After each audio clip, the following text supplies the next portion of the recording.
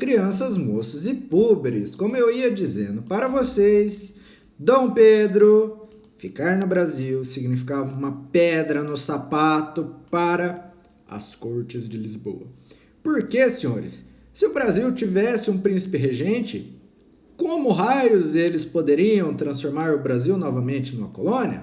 Colônia não tem rei, colônia não tem político, colônia é só um lugar que a gente vai lá e sai ganhando em cima dos caras e vem embora. Não, senhor, Dom Pedro precisa voltar.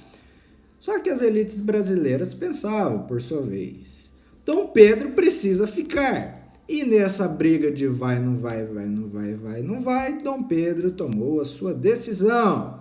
E em 1822, para ser mais específico, no dia 9 de janeiro de 1822, o príncipe regente deu a sua resposta. Não, eu não vou, eu vou ficar. E esse, senhores, foi o dia do fico. Professor, o dia do fico é porque ele ficou, isso, tá bem claro, né? O dia do fico é porque ele ficou, pronto. Professor, mas por que ele ficou? Por que ele não votou?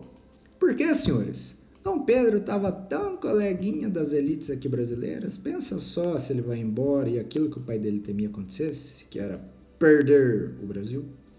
Professor, mas lá em Portugal ele estava pistolaço, velho.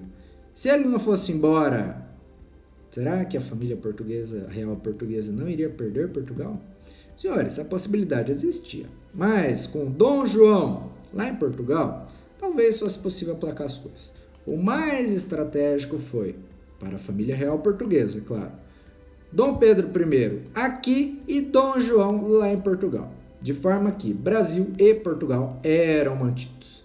Mas, senhores, aconteceu uma coisa que vocês nem imaginam. Vocês acham que as cortes de Lisboa gostaram daquele não maldado que Dom Pedro I deu? De forma nenhuma! Como represália, eles buscaram reduzir o poder do príncipe regente. Eles buscaram meios jurídicos de complicar a vida do nosso Caio Castro. Não, Caio Castro não. O Dom Pedro I, para de confundir a gente, professor. Eles buscaram uma série de formas de ficar atazanando o nosso príncipe regente. De forma que a situação começou a ficar insustentável, a situação começou a ficar desagradável, e então aquele que de fato, o cérebro por trás das atitudes, José Bonifácio, então ministro do Conselho de Estado, bolou uma estratégia definitiva. Como lidar com essa situação desagradável? Não havia outra forma senão romper com Portugal. Nesse mesmo ano, Dom Pedro proclamou a independência do Brasil. Nossa, professor, mas isso foi péssimo para todo mundo. Senhores, na verdade foi uma forma de aplacar os ânimos lá em Portugal. De forma que, uma vez que o Brasil se tornasse independente e passasse a ter o seu próprio governo, aquelas cortes muito bravas em Portugal deixariam de brigar pela posse ou pela recolonização do Brasil. Afinal de contas, a partir de agora, já não tratamos mais de uma colônia ou uma ex-colônia, mas de um império único e já separado da sua metrópole.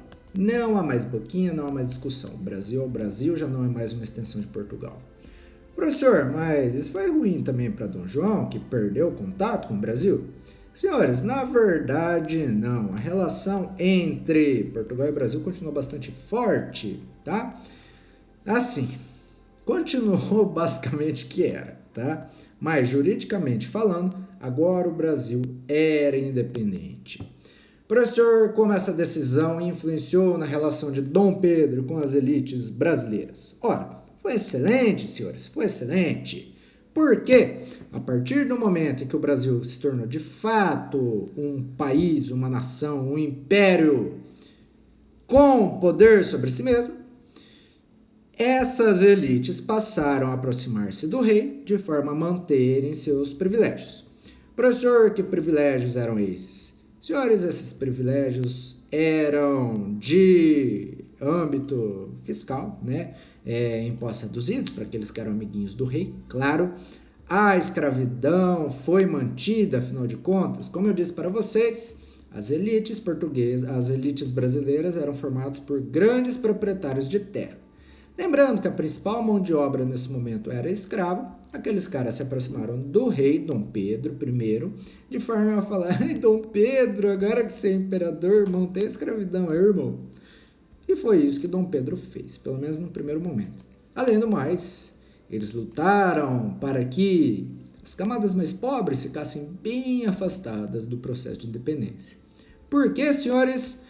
Porque se essa revolta, se essa independência assumisse cunho popular, aconteceria o que aconteceu no Haiti. Professor, eu não lembro o que aconteceu no Haiti. Pois eu tenho um vídeo gravado, tanto lá no canal do YouTube, quanto no nosso Google Classroom, falando tintim por tintim sobre a situação que lá se desenrolou. Volta lá e assiste, seu cabeça de melão.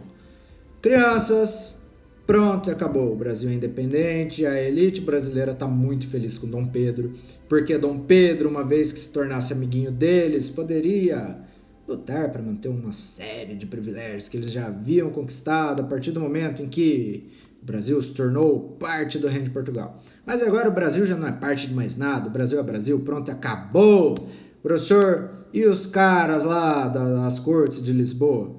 Eles tiveram que chupar o dedo, cara, porque perderam, né? O Brasil se tornou independente, pronto, não tem mais o que brigar. Vai declarar guerra contra o Brasil? Essa seria a única forma de reaver a sua antiga colônia. Mas Portugal não estava em condição de entrar em guerra naquele momento. Afinal de contas, Napoleão tinha acabado de sair de lá, já tinha sido bastante traumática a experiência de invasão, de briga, então deixa pra lá, né? Brasil se torna Brasil, Portugal perde o Brasil. Ponto. Senhores, e por falar em aproximação do rei, eis que surge uma camada política mais bem definida. Grupos políticos, senhores, se formaram durante o processo de independência. Eram partidos, eram grupinhos com diferentes mentalidades, diferentes perspectivas, diferentes objetivos, que, para ficar mais fácil para vocês, a gente vai dividir em 3. O Partido Brasileiro, formado por fazendeiros, altos funcionários e ricos comerciantes. Eles defendiam que Dom Pedro deveria continuar sendo monarca, chefiando a bagaça toda. Havia também o Partido Português, que eram ricos comerciantes portugueses, que acreditavam que o Brasil deveria voltar a ser colônia. Enfim, mas como vocês bem sabem, isso não aconteceu. Havia também os liberais radicais, que eram membros das camadas médias urbanas, que defendiam a ruptura definitiva com Portugal e a instalação de uma república e o fim da escravidão. Nossa, professor, é esses caras aí que defendem algo parecido com o que aconteceu no Haiti, né? Pois é, senhores, houve espaço para que partidos com essas intencionalidades surgissem. Mas, como vocês vão ver, esses 3 grupinhos, esses 3 grupelhos brigaram entre si de forma a defender qual sistema político é melhor, qual ideia é a mais cabível, o que a gente deve fazer, o que a gente não deve fazer. E, de qualquer forma, os senhores não vão ficar sabendo hoje, porque por hoje tá bom, não vou falar mais nada. Ah, mentira, tem exercício, olha só.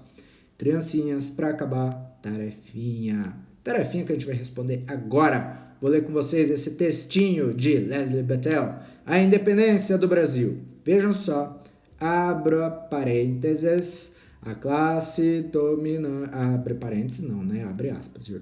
A classe dominante brasileira era, em sua maioria, conservadora. Desejava manter as estruturas econômicas e sociais coloniais baseadas no sistema agrícola, na escravidão e na exportação de produtos agrícolas tropicais para o mercado europeu.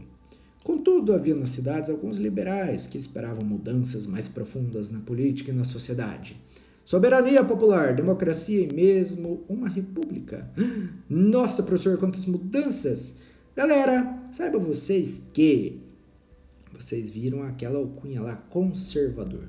Professor, o que significa isso? Galera, o título, a alcunha conservador, muda de acordo com a perspectiva e com o tempo.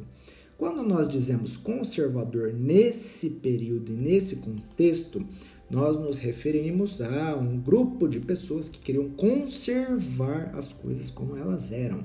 Conservador vem de conservar, né? Isso está claro, tá? E como era o Brasil até então? O Brasil era um pedação de terra que era dominado por algumas elites que detinham grandes posses de terra e cuja principal mão de obra era formada por escravos. Esse grupo político conservador queria conservar justamente isso.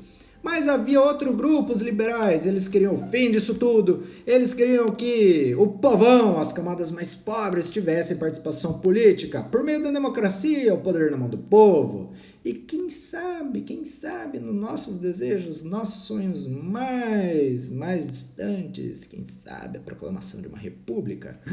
Professor, são ideias tão diferentes e eu sei um pouquinho de política, eu sou criancinha, mas eu já sei que quando há grupos políticos que pensam diferente, dá briga, né? E será que deu? Vamos ver.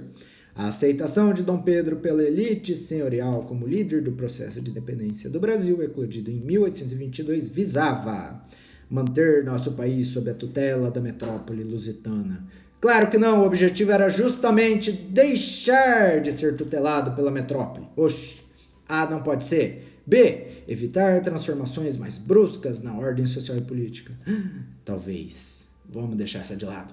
Defender a república como... Defender a república? Um rei defendendo a república? Em república não há rei? Que rei que defenderia o fim do seu reinado? Não pode ser C. D, impossibilitar a escolha do regime monárquico. Impossibilitar a escolha do regime monárquico.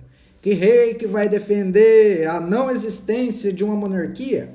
É na monarquia que o rei reina. Oxe, não pode ceder. Senhores, dica de ouro, hein? Se tem 4 opções e não é nenhuma das 3, só pode ser a B, tá? Evitar transformações mais bruscas na ordem social e política. Ou seja, acontecer aquilo que aconteceu no Haiti.